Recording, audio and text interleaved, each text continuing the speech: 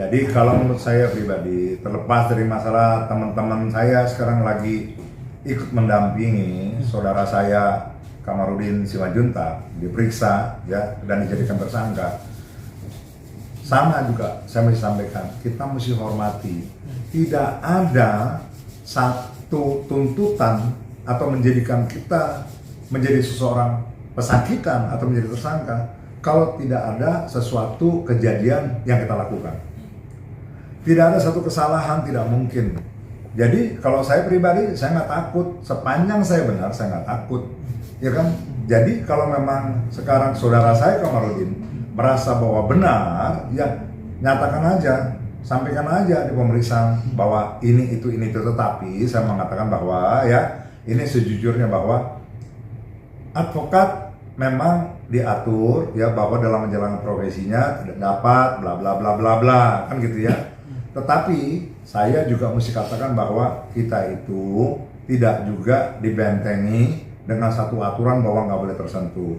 Sebagai advokat kita juga mesti menjaga ya tutur kata kita, tidak boleh juga menyakiti orang lain, tidak boleh juga berlebihan, tidak boleh mencemarkan nama orang, tidak boleh memfitnah nama orang, tidak boleh menjatuhkan seseorang, ya kan? Contohnya dulu umpamanya kasus saya dengan Hotman Paris dulu ya waktu menangani Hotman Sitompul ribut. Saya cuma bilang bahwa Hotman Paris norak. Itu aja dianggap melanggar kode etik. Tapi saya fair. Saya dihukum di tingkat pertama, saya terima. Ya kan? Saya sempat dihukum waktu itu di skorsing, saya terima. Tapi saya bilang, saya akan buktikan bahwa saya nggak salah. Ya kan? Di tingkat bandingnya, ya di pusat, saya banding. Saya dibebasin, Hotman Paris yang diskors. Tapi beliau itu nggak fair. Diskors 6 bulan, nggak mau terima, hengkang. Keluar dari Pradi Nyoto, pindah ke DPN Pradi yang sekarang. Ya kan? Jadi artinya itu dalam arti menjaga, ya menjaga kita juga tutur kata kita. Jadi buat saya tentu saya mau himbau ya, buat teman-teman saya para lawyer, para advokat, di samping kita memang mempunyai imunitas, hak imunitas, tetapi kita juga mesti merasa bahwa kita juga warga negara biasa kok. Yang kalau kita melakukan satu pelanggaran hukum, ya, yang sudah memenuhi unsur-unsur memang terjadinya suatu tindak pidana, kita juga mesti siap, ya, untuk menerima konsekuensi daripada apa yang kita sampaikan. Tapi saya berharap bahwa saudara kita Kamarudin bisa menyelesaikan masalah ini dan bisa menjelaskan, ya, sedemikian rupa. Karena memang ya sulit juga ya kalau kita berbicara mengenai masalah seseorang, tapi kita nggak bisa. Nah sekarang kesempatan Kamarudin membuktikan bahwa tuduhannya dia ya kepada Dirut Taspen kalau nggak salah ini kasusnya ya, buktikan aja gitu bahwa memang apa yang dia sampaikan ini dia bahwa betul ada 300 triliun, ada istri di mana-mana, ada apalah dan segala macam, ada untuk biaya pemilu, udah beres lah mau menangkan calon presiden. Ini kan juga harus nggak boleh kita bicara sembarangan gitu ya. Semuanya ada batasannya, semua ada ukurannya gitu ya. Kalau mau nyerempet dikit, kasusnya Rocky Gerung, ya kan? Kenapa sekarang jadi bermasalah? Ya karena memang nggak dijaga juga tutur katanya. Jaga dong tutur katanya juga berlebihan. Jangan sembarangan bilang presiden kita inilah goblok lah, presiden tolol segala macam. Yang nggak ada penghargaan kita sama orang, gitu. Nah, silakan orang biasa aja, ya Dirut Taspen ikutin aja, dia lapor polisi diterima. Ya untungnya artinya pemerintah dalam hal ini masih baik, nggak melaporkan langsung. Pak Jokowi melaporkan pasti langsung masuk gitu loh. Ini bicara hukum secara umum. Artinya marilah ke depan kita belajar membatasi diri kita bahwa hak imunitas yang dipunyai advokat harus juga dipergunakan dengan batasan-batasan ukuran tertentu. Nggak boleh melebihi apa yang sudah ditentukan oleh norma-norma etika. Karena kalau itu kita langgar, kita mesti berani menerima konsekuensinya. Jadi saya pikir selamat berjuang Kamarudin, semoga Anda bisa terbebas dari cap atau predikat tersangka ini dengan baik, ya kan?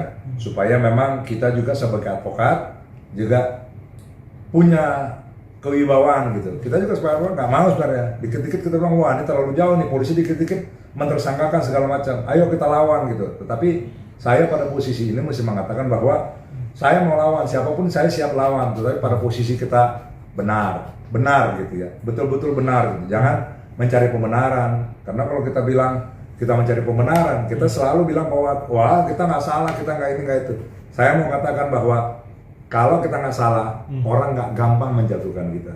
Kalau kita nggak salah, orang nggak bisa mentersangkakan kita. Itu aja ujian. Bukan saya katakan dengan ditersangkakan sudah pasti salah. Silakan, masih ada waktu, masih ada kesempatan untuk membela diri, sampaikan aja, ya kan? Pada waktu nanti bisa disampaikan bahwa keinginannya, niatnya nggak seperti itu. Saya pikir kan ada juga restoratif justice dan segala macam yang bisa ditempuh nanti untuk bisa bikin solve the problem. Saya pikir itu. Terakhir Bang, hari ini 300 advokat datang selain untuk membela seorang Kamarudin juga membela hak dari seorang advokat. Artinya mereka bilang mereka menjolimi hak seorang advokat dan membela klien dah. Tadi Abang sudah menjelaskan. Artinya ke 300 advokat yang datang hari ini tuh menurut Abang gimana? Salahkah atau gimana Bang?